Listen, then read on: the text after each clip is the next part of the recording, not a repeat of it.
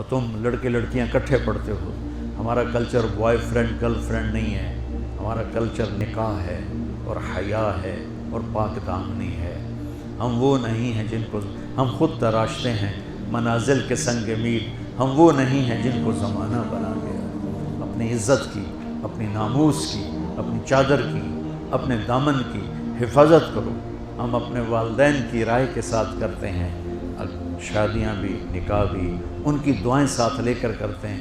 اس culture نے court نکاح تک لڑکوں کو پہنچا دیا، اور کورٹ کے نکاح 99.9 کیا 110% ناکام ہوتے ہیں کہ جب گرل فرینڈ بیوی بن جاتی ہے پھر وہ ڈائن بن جاتی ہے، پھر وہ بیوی نہیں ہوتی ہے، پھر وہ ساری محبتیں ختم ہو جاتی ہیں، پھر اگے مگر ہوتی ہے۔ تو وہ محبت جو شادی کے بعد پیدا ہوتی ہے وہ اصل محبت ہوتی ہے، وہ اصل پیار ہوتا ہے۔ لہذا بچوں، میں آپ کو نصیحت کرتا ہوں، اپنی تہذیب کو، ہماری مشرقی تہذیب نہیں، ہماری اسلامی تہذیب، ہماری مشرقی اقدار نہیں، ہماری ایمانی اقدار، ہماری ویلیوز ہیں۔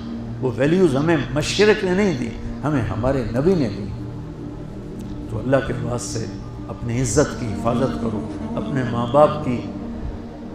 ہاں، اللہ نے آپ کو اختیار دیا ہے پسند ناپسند کا، اس حد تک کوئی منع نہیں ہے، لیکن آخر تک ماں باپ کو ٹھکرا کے چلے جانا، اس ماں کو ٹھکرا دینا جس کی چھاتیاں لٹک گئیں تمہیں دودھ پلاتے پلاتے، اس ماں کو ٹھکرا دینا، یہ ظلم کبھی نہ کرنا، ورنہ کبھی ہرے نہیں ہو، کبھی سبزہ نہیں آئے گا، کبھی ہریالی نہیں آئے گی، کبھی خوشی نہیں دیکھو گے۔